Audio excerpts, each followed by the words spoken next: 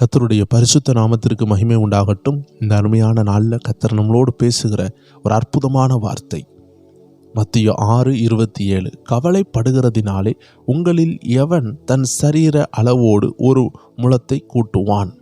எத்தனை அர்த்தம் உள்ள ஒரு மேக்ஸில் உள்ள ஃபார்முலா மாதிரி ஒரு கொஸ்டின் இங்கே கேட்கப்படுகிறது. வேதத்தில் உள்ள ஒரு அருமையான கொஸ்டின். கவலை, ஆன்சைட்டி, சாரோ, இந்த மாதிரி உள்ள போராட்டங்கள், உங்களுக்குள்ளாடி இருக்கிற ஜீவனற்ற தன்மை தான் கவலை. உங்களுக்குள்ளே இருக்கிற தேவனுடைய அபிஷேகத்தை தடை பண்ணக்கூடிய அந்த ஊற்றை அடைத்து போடுகிற கல் தான் கவலை. இந்த கவலை வந்துட்டுனா எதிர்காலத்தை குறித்து, பிள்ளைகளை குறித்து, எல்லாவற்றை குறித்தும் சூழ்நிலையே மாறிடும். இந்த பறந்து விரிந்த அழகான உலகத்தை நீங்கள் பார்க்கக்கூடாதபடி பண்ணுகிறது தான் உங்கள் கண்களில் தூசி விழும் பொழுது நடக்கக்கூடிய செயல். கண்களில் புழுதிகளையோ தூசிகளையோ வாரி போட்டுட்டா இந்த காற்று பலமாக வீசும்பொழுது உங்கள் கண்ணுக்குள்ளே போயிடும். அப்போ இந்த அழகான காட்சிகள் எல்லாம் வெறுப்பாக மாறிடும். காரணம், இந்த உலகம் அழகா இல்லை, ஆண்டு படைச்ச இயற்கைகள் அழகா இல்லை, காட்டு விலங்கு நாட்டு விலங்குகள் அழகா இல்லை, சீனரிஸ் அழகா இல்லை நம்ம சொல்ல முடியாது. ஆனால் நம்ம கண்ணில் விழுந்த தூசி தான் இந்த அழகான விஷயத்தையும் பார்க்க விடாமல் பண்ணிவிடுகிறது. இதே போல தான் தேவச்சனமே, கவலைன்னு சொல்லக்கூடிய ஒரு விஷயம் உங்களுக்கு வந்துட்டுனா பார்க்குற எல்லாரை பார்த்தாலும் உங்களுக்கு எரிச்சலாக இருக்கும். ஒரு ஆள் 9 மணிக்கு ஆஃபீஸ் போகணும். நீங்கள் உங்கள் கவலையினால் என்ன செய்வீங்க? அவங்கள்ட்ட போய் நீங்கள் பேசணும்னு நினைப்பீங்க. அவன் 9 மணிக்கு ஆஃபீஸில் அந்த பஞ்சிங் மிஷினில் அவன் ஃபிங்கர் பிரிண்ட்டை வைக்கலன்னா அவனுக்கு என்ன ஆப்சண்ட்னு ஆயிரும். ஒரு நாளில் 800 500 1000 அவனுக்கு கட் ஆயிரும். ஆனால் அந்த நாள் ஃபுல்லாகவும் அவன் கம்பெனியில் அட்டன் பண்ணாலும் அந்த ஃபிங்கர் பிரிண்ட்டு வைக்காததுனால என்ன ஆகும்? கட் ஆயிரும். நீங்கள் அப்படிப்பட்ட அவசரமான ஒரு மனுஷன்கிட்ட போயிட்டு உங்கள் கவலையை சொல்லலான்னு ஃபோன் பண்ணுவீங்க. அவங்க என்ன செய்வாங்க? ஐயோ, நான் ஆஃபீஸ் போய்ட்டுருக்கிறேன், நான் பிறகு ஃபோன் பண்ணுறேன்னு சொல்லுவாங்க. நீங்கள் கவலையினால் உங்கள் இருதயத்தை நிரப்புனதுனால நீங்கள் என்ன சொல்லுவீங்க? என்னை யாரும் மதிக்கலை, என்ன வகையே வைக்கலை. ஆனால் உண்மை என்ன? அவன் வேகமாக போகணும். இல்லைனா அவன் நாளினுடைய அவனுடைய சித்தம், அவனுக்கு தேவன் அழைச்ச அழைப்பும், அவன் பிள்ளைகளுக்கு கொடுக்க வேண்டிய சாப்பாடு, அந்த பணம் எல்லாம் கட்டாயிரும். உங்களை யாரோ ஒதுக்குறாங்கன்னு நீங்கள் ஃபீல் ஆகிக்கிட்டே இருப்பீங்க. தேவஜனங்களை உங்களை யாரும் ஒதுக்கலை. உங்களை ஒதுக்குறதே உங்கள் கவலை தான். அந்த கவலையை வெளியெடுத்து போடுங்க, எல்லாமே சந்தோஷமாக மாறும். உங்கள் கிட்டத்தில் உள்ளவங்க உங்களை பார்த்து சிரிக்கல, நீங்கள் கவலைப்பட்டுட்டு இருப்பீங்க. நீங்கள் ஃபஸ்ட்டு இந்த கவலையை வெளியே தூக்கி போடுங்க, அவங்க சிரிக்கிறத நீங்கள் பார்க்க முடியும். ஏன்னா அவங்க சிரிக்கிறது கூட இந்த கவலை உங்கள் கண்ணை மறைச்சிரும். அவங்க உங்களை நேசிக்கிறத இந்த கவலை அவங்கள மறைச்சிரும். அவங்க செய்கிற கொடூரமான விஷயந்தான் இந்த கவலை என்ன செய்யும்? பார்க்க வைக்கும். முதல்ல இந்த கவலையாகிய அந்த சர்ப்பம், பிசாசின் ஆயுதத்தை வெளியே தூக்கி போட்டுட்டு வசனமாகிய பேரின்பத்தை, வசனமாகிய ஜீவனை உள்ள வைங்க. கர்த்தர் எல்லாம் பார்த்துக்கொள்வார். ஆபிரகாம் சொன்னார், கர்த்தர் எல்லாம் பார்த்துக்கொள்வார்னு சொன்னார். மலைக்கு போகிறாரு, பிள்ளையை பலி கொடுக்க போகிறாரு. ஆனால் அவருக்குள்ளே இருந்த அந்த விசுவாசத்தை பாருங்கள். உள்ள கவலை இல்லை, அப்பா மேலே உள்ள சந்தோஷம். தேவன் என் கூட இருக்கிறார், எனக்கு என்ன தீங்கு வரப்போகுதுன்னு உள்ள ஒரு சந்தோஷம். அதை தான் வேதம் சொல்லுகிறது.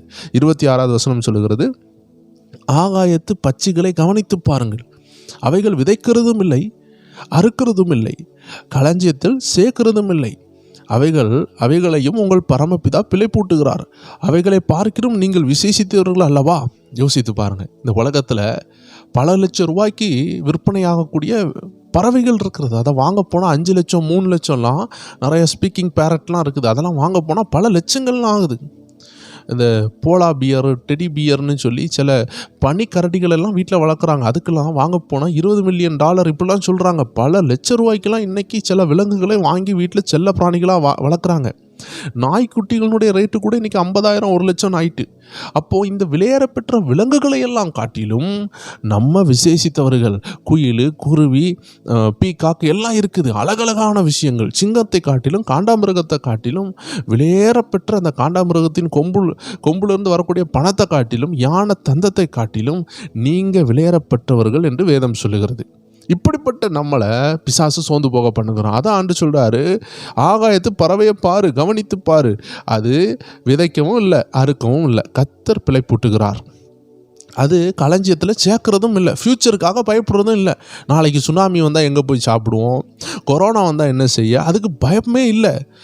ஏன்னா கர்த்தர் அதை நடத்துகிறார், கர்த்தர் போஷிக்கிறார். தேவஜனமே, அதனால் நீங்களும் கவலைப்படாமல் இருக்க தான் ஆண்டு சொல்லுது. நீங்கள் உடனே என்ன செஞ்சிடக்கூடாது? வேலை செய்ய வேண்டாம், தூங்கிட்டே இருக்க வேண்டியதான், கர்த்தர் எல்லாம் பார்த்துக்கொள்வார்னு சோம்பேறியாக மாறுறதுக்காக ஆண்டு சொல்லலை. நம்ம செய்ய வேண்டியதை செய்தும் நமக்கு வருமானம் வரலையா, நம்ம உழைத்தும் நமக்கு சிலது நடக்கலையா, பொறுமையாக இருங்க. கர்த்தர் சித்தம் உங்கள் வாழ்க்கையில் இருக்குது. பணம் இருந்தால் கூட நடக்காத சித்தம் சில நேரம் பணம் இல்லைன்னா நடக்கும். பாருங்க, அண்ணன் மாதிரி 7 பேர், தாவீது கூட பிறந்த 7 பேரும் அரசாங்கத்தில் வேலை பார்த்தாங்க. ஏன்னா உடல் திடகாத்திரம் இருந்துச்சு. ஆனால் இவன் பொடியனாக இருந்ததுனாலையும், இவன் படிக்காததுனாலையும், இவனுக்கு பெருசாக அவனுக்கு உடல் ஆரோக்கியம் இல்லாததுனாலையும் அவனுக்கு கொடுக்கப்பட்ட வேலை ஆடுகளை மேய்க்கிறது. சில நேரம் நம்மளை ஆண்டவர் நம்மளுடைய பலவீனத்தை யூஸ் பண்ணி தேவ சித்தத்தை நிறைவேற்ற வைப்பார். அதனால் எனக்கு அது இல்லையே, பெரிய வீடு இல்லையே நினைக்காதீங்க. பெரிய வீடு இருந்தால் நீங்கள் ஒரு வேளை ஐஏஎஸ்ஸையோ கலெக்டரோ கட்டியிருப்பீங்க, தேவ சித்தம் நடக்காது. ஒரு மருத்துவரை கட்டியிருப்பீங்க, இன்ஜினியரை கட்டியிருப்பீங்க, கர்த்தர் சித்தம் நடக்காமல் இருக்கலாம்.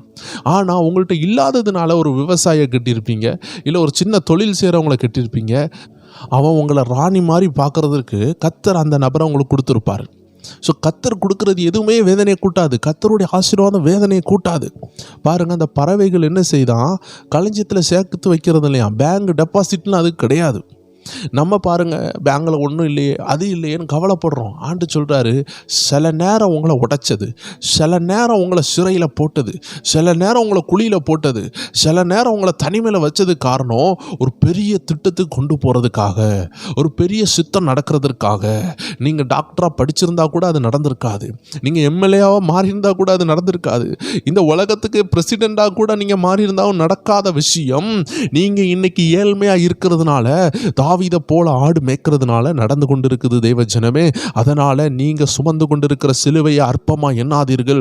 இயேசு அடிமையின் ரூபம் எடுத்து வந்ததுனால தான் உயரத்துக்கு போகப்பட்டார். அப்போ அந்த அடிமையின் ரூபத்தை அவர் எடுக்காமல் இருந்திருந்தால் தேவ சித்தத்தை செய்ய முடியாது. இதை கேட்டுக்கொண்டிருக்கிறவர்களே, உங்கள் சூழ்நிலை அற்பமாக எண்ணாதீர்கள், உங்களுடைய வேதனையை அற்பமாக எண்ணாதீர்கள். உங்கள் பாடுகள் படிகளாய் மாறும், உங்கள் பாடுகள் பரலோக வாசலாய் மாறும், உங்கள் பாடுகள் பலனாய் மாறும், உங்கள் பாடுகள் உங்களை உயர்த்தும்.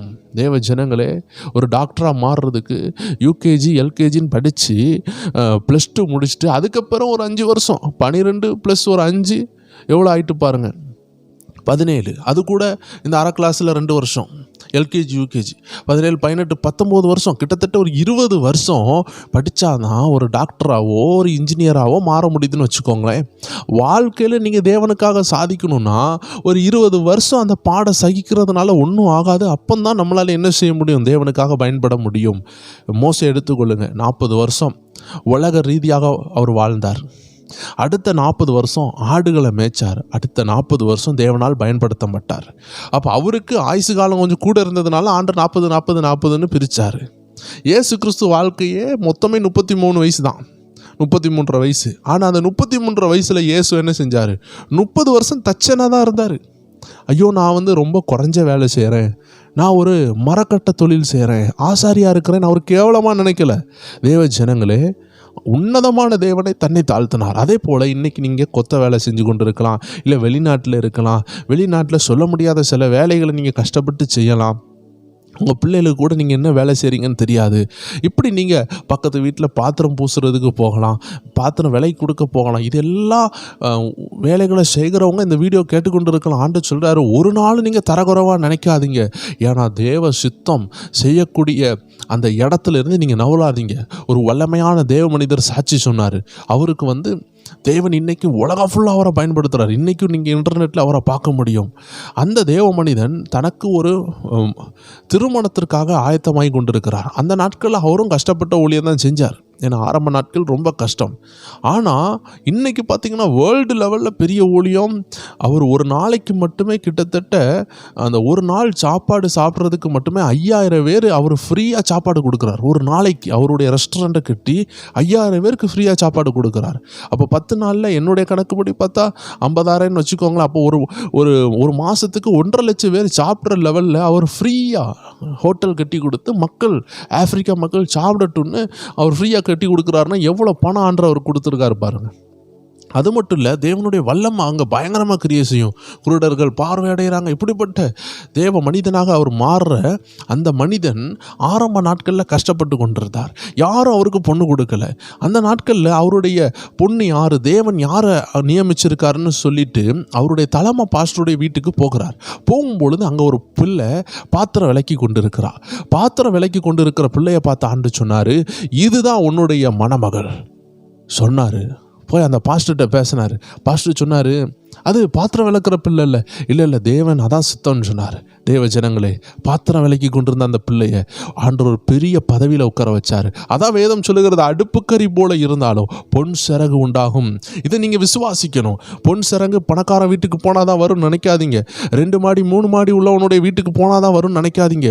3 கார் உள்ளவனு வீட்டுக்கு போனாதான் உங்களுக்கு பொன் சிறகு வரும்னு நினைக்காதீங்க. அடுப்பு கறியில் ஆண்டவரோடு இருந்தீங்கன்னா, நீங்கள் இருக்கிற இடத்துல உபத்திரவத்தில் கர்த்தரோடு இருந்தீங்கன்னா உங்களுக்கு பொன் சிறகு உண்டாகும். அதில் எந்த சந்தேகமும் இல்லை. நம்மளை உயர்த்த போகிறது கர்த்தர், எந்த பணமோ எந்த மனுஷனோ அல்ல. ஆனால் கர்த்தர் உயர்த்துகிறது ஒரு மனுஷன் மூலமாக தான். அந்த மனுஷனை நீங்கள் நெக்லெக்ட் பண்ணாமல் கர்த்தரையும் விட்டு விடாமல் இருக்கணும். எல்லா மனிதர்களையும் நீங்கள் கனப்படுத்துங்க. ஆனால் கர்த்தரை நீங்கள் என்ன செய்யுங்க, ஆராதிங்க. கர்த்தருக்கு கொடுக்க வேண்டிய கனத்தை கொடுங்க. மனுஷரை மதிங்க. எந்த மனுஷன் எனக்கு தேவையில்லைன்னு இண்டிபெண்டன்ட் ஸ்பிரிட்டுக்கு போயிடாதீங்க. ஆண்டவர் உதவி செய்கிறதும் ஒரு மனுஷன் மூலமாக தான். ஒரு அல்லேலூயா சொல்லலாமா? ஆண்டவர் ஒரு உதவியை செய்யணும்னு நினைக்கிறாருன்னா ஒரு மனுஷனை தான் அனுப்புவார். நிறைய பேர் கர்த்தர் எல்லாம் பார்த்துக்கொள்வார்னு சொல்லிட்டு வருகிற மனுஷர்களை கனவீனப்படுத்தி அனுப்பிடுவாங்க. அதனால் கர்த்தர் ஒரு மனுஷனை அனுப்புகிறாருன்னா நீங்கள் கவனமாக இருக்கணும். கொர்நேலியுடைய வீட்டுக்கு ஆண்டவர் ஒரு பேதுருவை தான் அனுப்புனார். அதே நேரம் பேதுருவை கூப்பிட்றதுக்கு கொர்நேலியுவுக்கு ஒரு தூதனை அனுப்பி அந்த கொர்நேலியுடைய வேலைக்காரனை தான் அனுப்பி பேதுருவை கூப்பிட்டாரு. ஆனால் இதெல்லாம் செய்கிறது பரிசுத்த ஆவியானவர் தான். ஆனால் செய்கிறது மனுஷன் மூலமாக. அப்போ பேதுருவும் அந்த மனுஷனை நெக்லெக்ட் பண்ணியிருக்கக்கூடாது. கொர்நேலியுவும் பேதுருவை என்ன செய்யக்கூடாது, நெக்லெக்ட் பண்ணக்கூடாது. நெக்லெக்ட்னா அவங்கள துர்ச்சமாக நினைக்கக்கூடாது. எந்த மனுஷன் எனக்கு தேவையில்லை, ஆண்டவர் என்ன நடத்துவார், அப்படி இல்லை. எலியாவுக்கு கூட ஆண்டவர் தான் சாப்பாடு கொடுத்தாரு. ஆனால் அந்த சாப்பாடை ஒரு காகத்தின் மூலமாக கொடுத்தாரு. அதனால் தேவ ஜனங்கள் பிறரை மதிக்கிறவர்களாகவும் நேசிக்கிறவர்களாக இருங்க. கர்த்தர் உங்களை ஆசீர்வதிப்பார். எல்லாரும் ஜெபிப்போமா? அன்பின் ஆண்டவரே, இந்த வார்த்தையின்படி நாங்கள் நாளை தினத்தை குறித்து கவலைப்படாமல், எங்கள் சரீரத்தில் உள்ள அளவு கூடாது, நாங்கள் கவலைப்படுறதுனால ஒரு முழங்கூட கூடாது. நாங்கள் ஆண்டவரே உம்மை கண்டுபிடித்து உம்மையே நேசித்து உம்மையே நாங்கள் தாகித்து இருக்க எங்களுக்கு ஒவ்வொருவருக்கும் உதவி செய்யுங்க. இந்த நாளை ஆசீர்வதித்து கொடுங்க. இயேசு கிறிஸ்துவின் நாமத்தில் ஜெபிக்கிறோம் எங்கள் ஜீவனுள்ள நல்ல பிதாவே. ஆமேன், ஆமேன், ஆமேன். கர்த்தர் உங்களை ஆசீர்வதிப்பார். எல்லா ஜெபநேர குடும்பத்தார் இன்னைக்கு காட்ஸ் பவர் டிவி என்ற சேனலில் 9 மணிக்கு உங்களை சந்திக்கலாம். நல்ல ஒரு அற்புதமான தேவ வார்த்தையோடு உங்களை சந்திக்கலாம். God bless you. ஆமேன்.